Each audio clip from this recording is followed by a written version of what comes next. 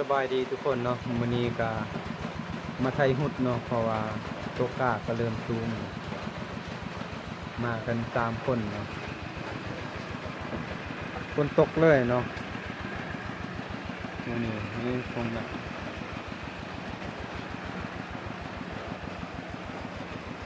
ฝนบ่เซาเนาะแต่เซาเลยฝนเอาสิพาไปเบิ่งกาเนาะ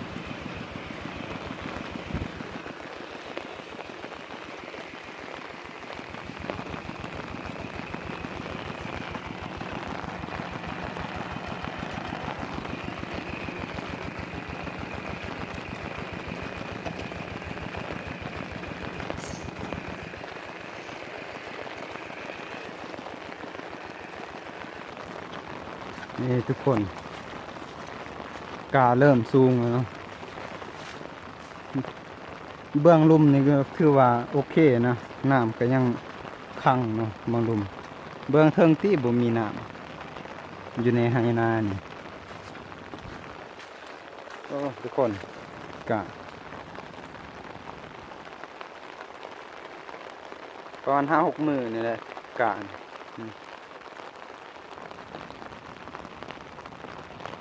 เฮ็ด2 ไร่เนาะ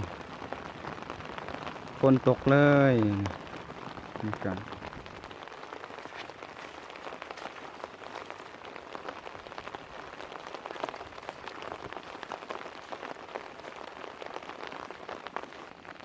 เขตอื่นบางทีเขาดำนะเนาะแต่ว่าเขตนี้นี่ยังบ่ทันดำเนาะเกือบเบิดทุกคนเนาะนี่กะเนาะเฮ็ด2 ไร่เนาะเดี๋ยวเราสิพาไปเบิ่งเขายอดเนาะเขาซักเนาะทุกคนว่ามันสูงส่ำใดเนี่ยเพราะว่าอันนี้ก็ได้2-3 ทิศเดี๋ยวเราสิพาไปเบิ่งเนาะนี่ทุกคน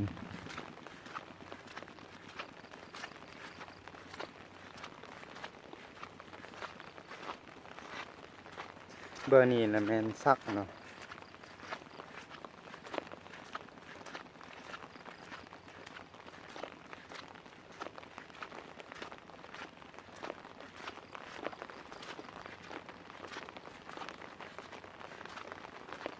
คือว่าสูงนะเนาะ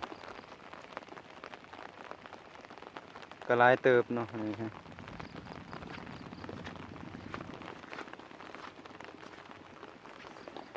ทุกคนมีแต่แบะเนาะมากินเนาะใบนะเบื่อหันก็แม่นห่วยเนาะเป็นห่วยน้ำตอเนาะเบื่อหัน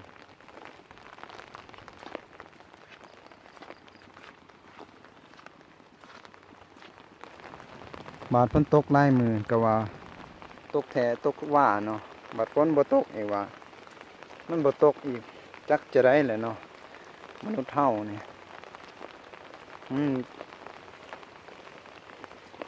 บ่คือใจเฮาเนาะมันเป็นห่วง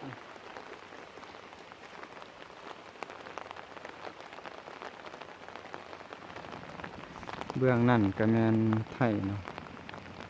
นี่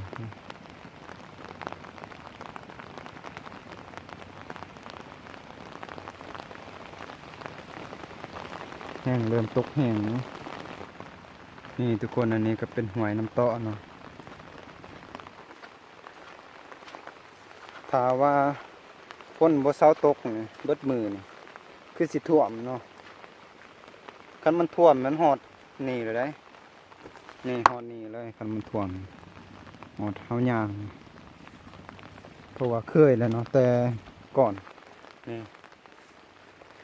ป่าโคตรลายเนาะ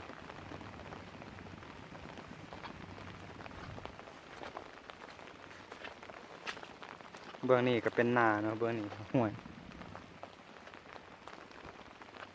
ถ้าว่า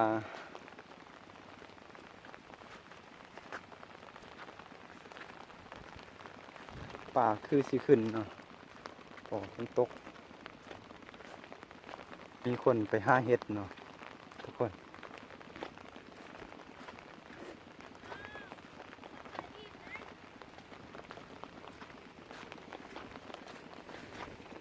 กระแตงกระด่าง นอนจะมออันนี้ด่างอันนี้เฮ้ยทุกคนได้หลายเติบเนาะเห็ดละโงกเนาะดับเปิงเนี้ยกระดือยเอ้าได้เยี่ยงให้ได้นะหมาอันเนาะค่อยไปค่อยบ่เห็นพอดีเรามากับเราเห็นเนาะหลายเติบมานี่นี่จะเป็นส่วนมันนะแต่ว่าบ่มีคนมันซ้ำนะมันบ่เกิดซ้ำ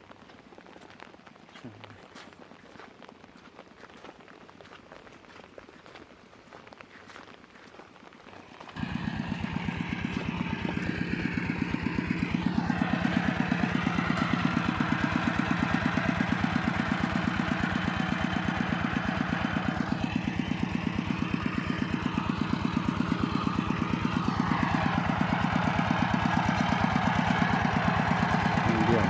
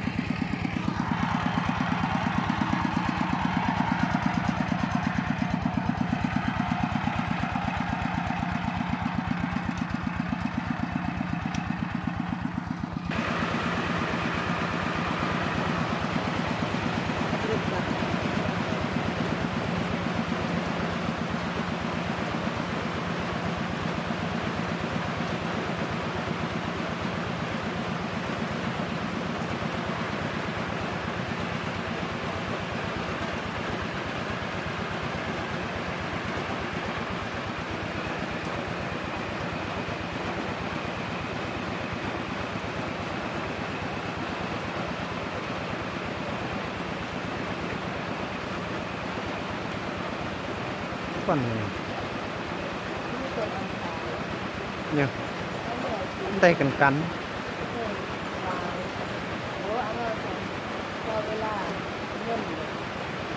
เกินฮะทุกคนอันนี้กาเข้าเนาะนี่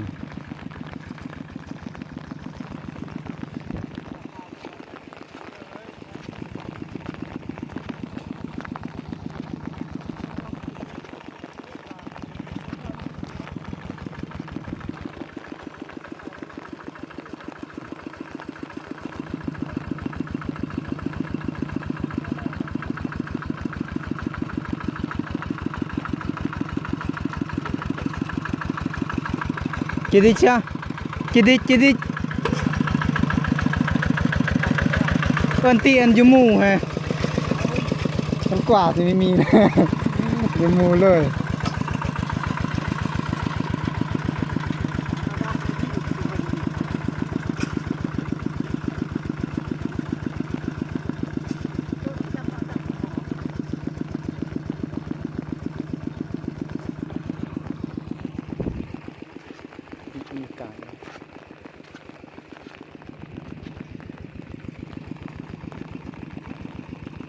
ทุกคนเบื้องหันเขาสักพางเบื้องหันครับทุกคน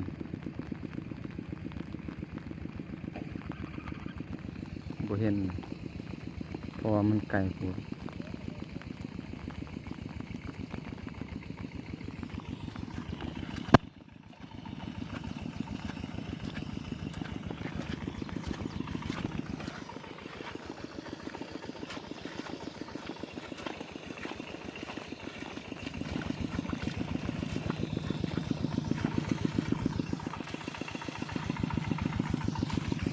ไปทุกคนนาทีเฮาเลยสิ